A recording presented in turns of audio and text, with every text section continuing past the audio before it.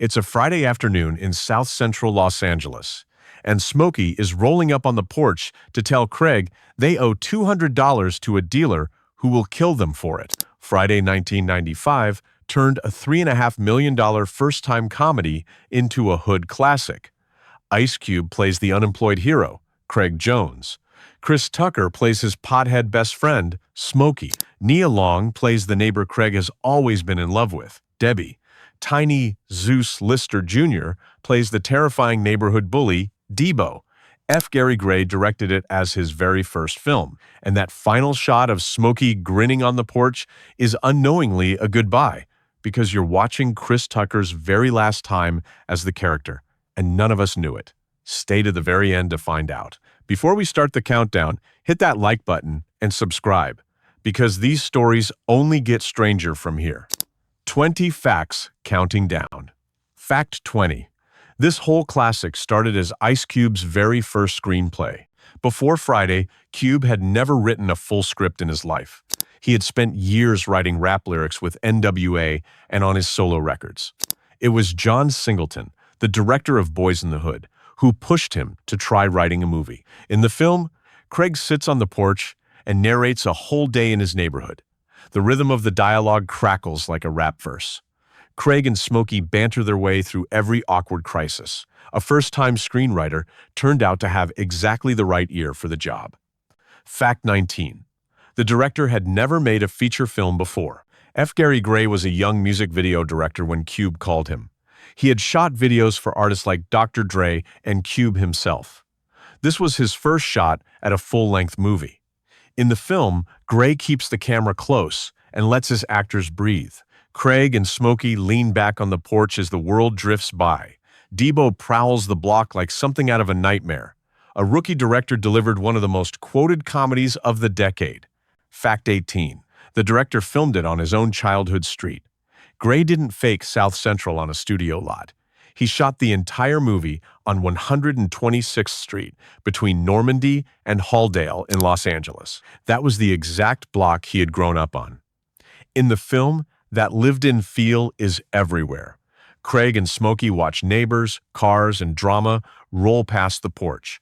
The whole block feels like a real place, because it is one. A director shot his own childhood into the background of every scene. Fact 17. The house behind Debo's punch was the director's real home. Watch the moment Debo cocks back and knocks Red clean into the air. The house standing right there in the background is Gray's actual childhood home. He grew up in the same frame where his most iconic scene plays out. In the film, Debo swings and Red goes flying like a rag doll. The crowd on the block reacts in real time. A director sneaked his own past into the middle of the film's biggest laugh. Fact 16. The whole movie was shot in only 20 days. Even for a small comedy, 20 days is almost nothing. The cast and crew shot everything on that one South Central Street in about 3 weeks. There was no time to overthink a single scene. In the film, the whole story unfolds across a single lazy day. Craig sits on the porch as trouble keeps rolling up to him.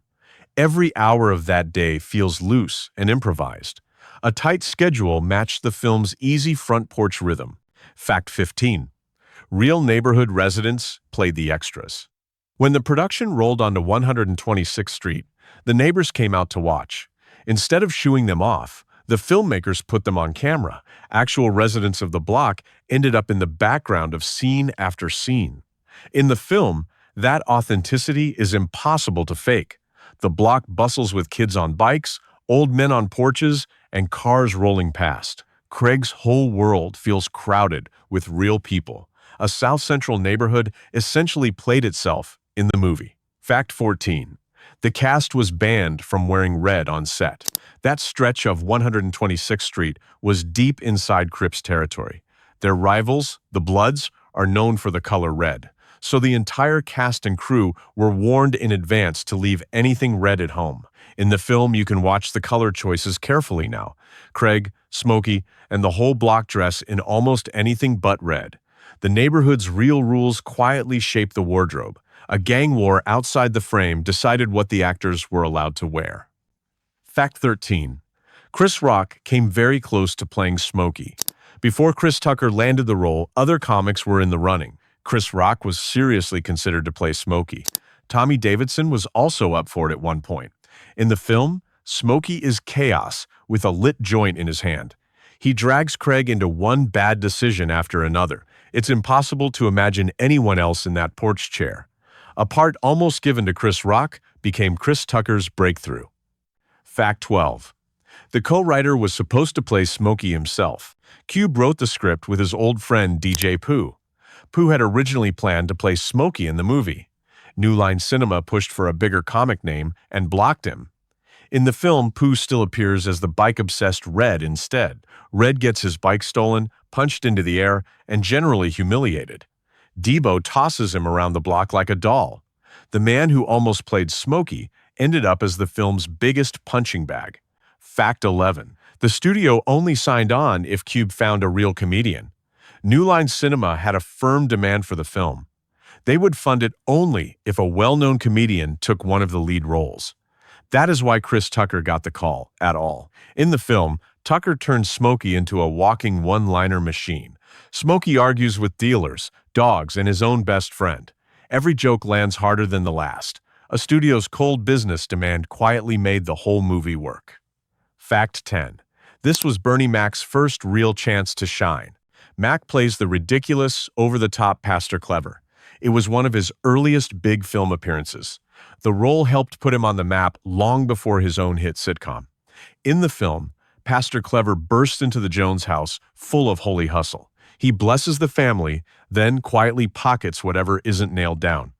Everyone in the room clocks him and says nothing. A future comedy legend stole his scene right out of the gate. Fact 9.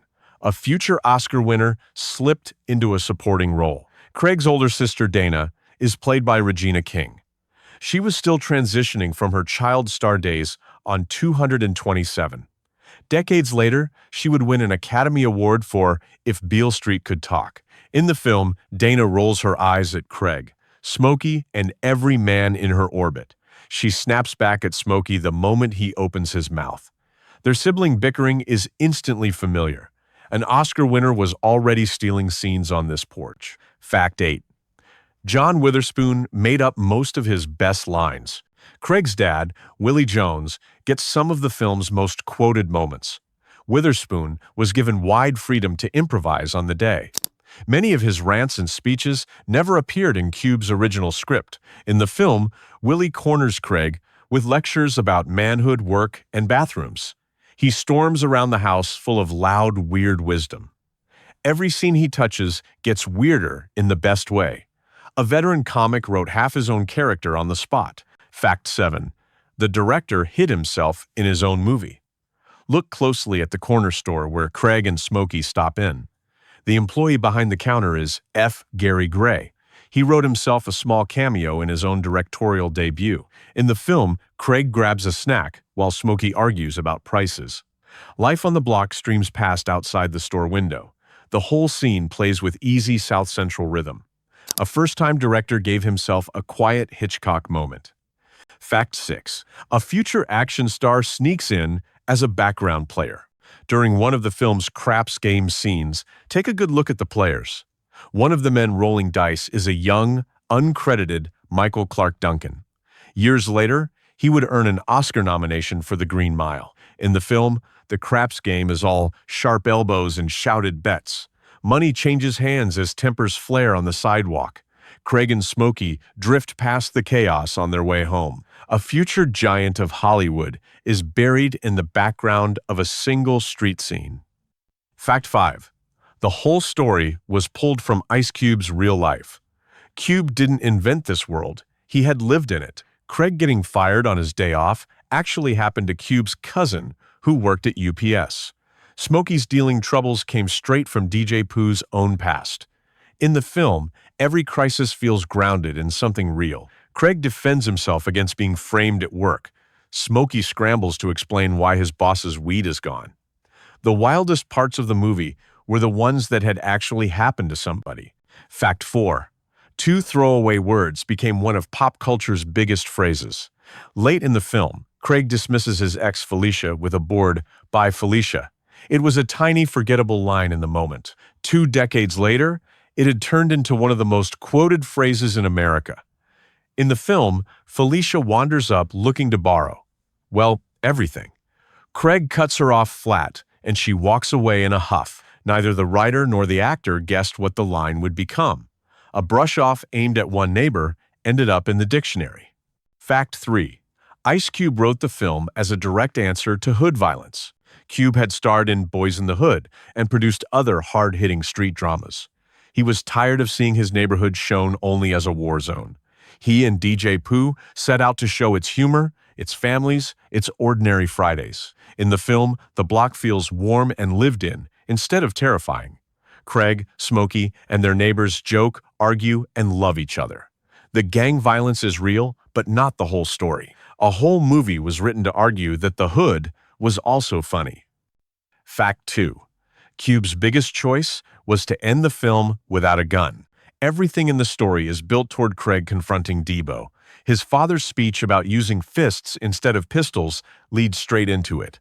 When Craig finally faces the bully, he puts down the gun and squares up. In the film, Craig and Debo throw down in a brutal, fair fight. Craig takes a beating, then delivers the knockout the whole block has been waiting for. Debo hits the pavement, and the neighborhood breathes again. That single choice, to end with fists and not bullets, was the whole reason Cube wrote the movie. Fact 1. That final porch shot of Smokey was unknowingly Chris Tucker's goodbye. After the fight, Craig and Smokey settle back on the porch to celebrate. Smokey lights up and grins, promising to swear off dealing weed for good. It looks like a setup for a sequel we would all see soon, but when Next Friday came around a few years later, Tucker was gone. Ice Cube revealed that they offered Tucker between $10 and $12 million to come back as Smokey. Tucker turned it down for religious reasons, saying he no longer wanted to smoke weed or cuss on camera. In the film, Smokey grins on the porch, weed in hand, promising to change his life. The joke was that he never would, but Chris Tucker really did. And that grin on the porch is the very last time the world ever saw him play Smokey. You were watching a farewell, and nobody in that moment knew it. From a first script written by a rapper, to a director shooting on his own street, to a goodbye nobody saw coming, Friday was one of the great happy accidents of 90s comedy. It turned a South Central block into a landmark millions of people still visit. Subscribe for more secrets hiding inside the films you thought you knew.